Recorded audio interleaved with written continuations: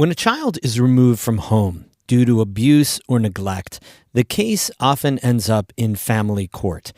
And there's a person in that process, usually a trained volunteer, whose sole job is to listen to the child and what they want. Natasha Delaney is the program coordinator for CASA of the Great Lakes Seaway region. So that they can talk to us freely about whatever may be going on, whatever, they have that they want for themselves. And it could be something as simple as, I want to have visits with my aunt and uncle, but I don't know how to say that to anybody else. The work of court-appointed special advocates through the eyes of someone who's dedicated much of his life to it. That's today's Story of the Day. Support for Story of the Day comes from Clarkson University, offering over 95 programs of study with campuses in the Hudson Valley, Central, and Northern New York. More at clarkson.edu. Hey, I'm David Summerstein. It's Friday, August 29th. So CASAs, or court-appointed special advocates, are not attorneys or social workers. They're trained volunteers who dedicate hours working on just one or two cases at a time. CASAs exist all over the country, but finding these volunteers is increasingly difficult.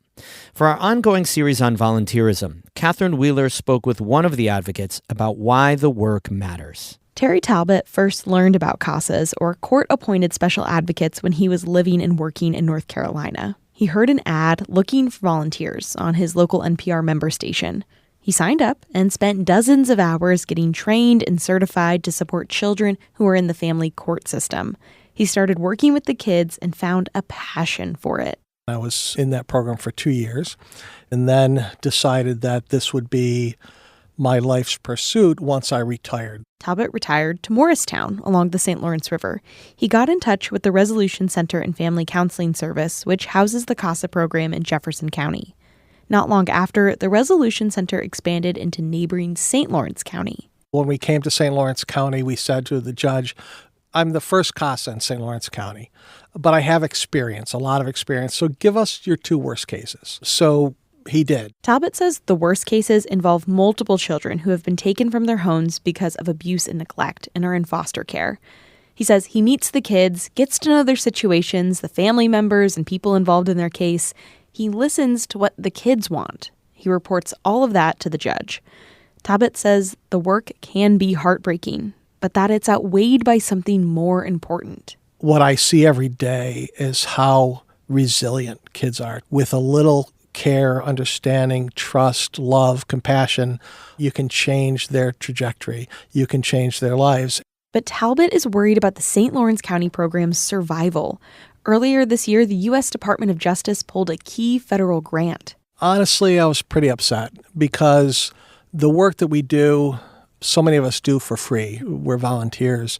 But where there's a need for money, we make the best of it. We make the most of it.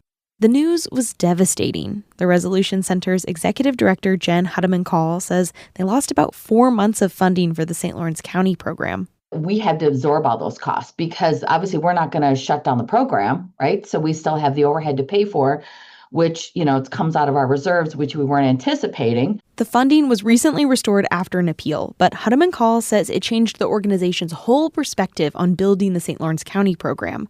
She says now they're working on diversifying funding and building more relationships.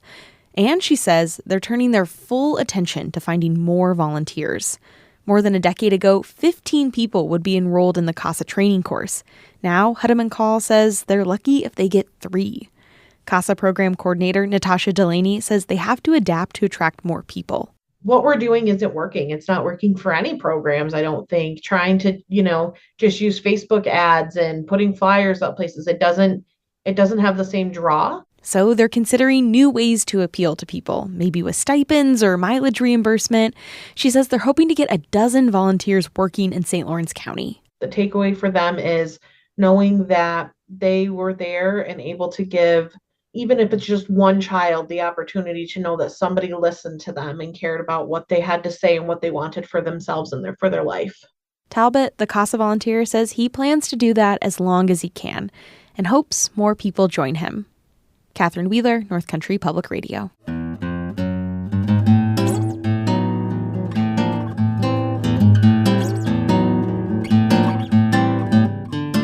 Okay, let's take a little vacation for the holiday weekend. Far from the Adirondacks. Our Adirondack reporter Emily Russell recently traveled to the French island of Corsica in the Mediterranean, and she went on a trail run and sent back this audio postcard. So we are running a 6-mile loop around a peninsula just southwest of the Corsican city of Calvi and looking down over a little cove in the Mediterranean Sea. I'm out here with my partner, Colin Dowd. We both grew up in Glens Falls and now live in the Adirondacks. So going on a trail run on a Mediterranean island is kind of mind-blowing. This may be one of the more beautiful places I've ever run. Same. Corsica is huge. It's twice the size of Rhode Island, and it's really mountainous. Its highest peak is almost twice as tall as Mount Marcy. This trail hugs the coastline and then starts to climb. We slow our pace so we can soak in the view. The landscape is just so dramatic. Rocky crags, peaks that drop off into the sea near vertical, and you can see such a far distance. The bright blue Mediterranean Sea stretches out in front of us. It blends into the cerulean sky. Hiking here feels so different from the thick, lush forests of the Adirondacks. Even the rocks here are different. These rocks that we're climbing around are pretty jagged. You really have to watch where you're stepping. And they've got this light orange, rusty color to them. Just beautiful. Like they've been baking in the sun for thousands of years, tens of thousands of years, longer than that. Most of the plants around us only reach a few inches off the ground. The land is a patchwork of green and orange mosses, dark red desert plants we've never seen before. And among all that are tiny little lizards. We spot one along the trail. What do you say, about 4 inches long? Yeah. And about half of it is tail. Yeah, right. This one has a bit of orange on its back. It does, yeah. We start to spot little lizards all throughout our hike as they dart across the trail. This is a lizard's land. We're just living in it. We hike past an old stone foundation and a few stone walls. We crest over the height of land, and then my heart almost stops. The trail has taken us so close to a steep cliff. Oh my gosh. This bit of land just drops dramatically down to the sea, and we just have walked up along one of those drops. It's got to be 800 or 1,000 feet down to the sea, almost vertical from where we're standing. Beautiful, but dramatic and a little scary. The trail winds away from the cliffs.